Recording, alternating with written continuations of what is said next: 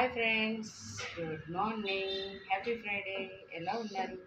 నేనైతే చాలా బాగున్నాను. ఈరోజు మార్నింగే లేచేసి నా సెటిల్ మొత్తం స్టార్ట్ చేస్తున్నాను ఇప్పుడే. సో మార్నింగే లేచేసి ఇక చెట్లకన్నిటికి నీళ్లు పోసేసాను. ఇలా పోసేసాను చెట్లకన్నిటికి. ఇంకా ఇంటి ముందర వచ్చేసి చూస్తున్నారు కదా, అబ్బా ఎల్లో చల్లేసాను, మొత్తం పసుపు చల్లేసి చూడండి ముగ్గు కూడా వేశాను.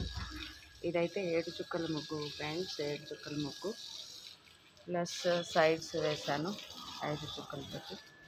ఇలా అయితే ఈరోజు ఫ్రైడే నేను ఇంటి ముందు ముగ్గు వేసేసాను. మీరు కూడా ట్రై చేయండి ఫ్రెండ్స్ 7 చుక్కలు ముగ్గుని.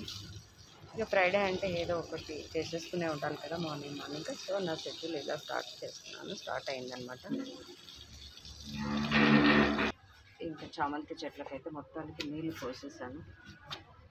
ఇందులో పుదీనా కూడా వేసాను. చూస్తున్నారు కదా, పుదీనా నేను ఫ్రెష్గా తెచ్చుకుంటాను. పుదీనా ఇలా వేసుకున్నాను.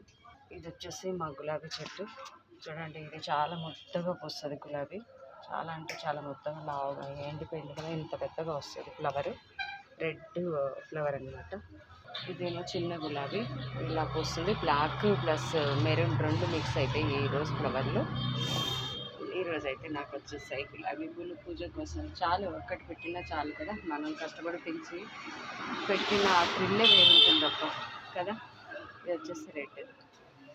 ఇంకా ఇది వచ్చేసి నాది ఎల్లో చెట్టు అనమాట. ఇంకా దీనికి పూలు పూయలేదు, ఇప్పుడే మొగ్గలు పూస్తున్నాయి.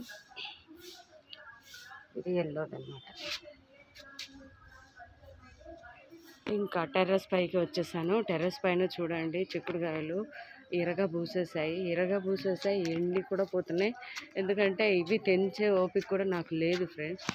చూడండి ఎలా ఎండిపోయాయో చిక్కుడుకాయలన్నీ. బాబా అసలు కోసేయాలన్నమాట. వీటిని కోయడానికి కూడా టైం లేదు. చూడండి ఫ్రెండ్స్, మా చెట్టు పైన ఎలా ఉందో. చెట్టు మొత్తం అల్లుకొని పోయింది. అన్ని చిక్కుడుకాయలే అనమాట.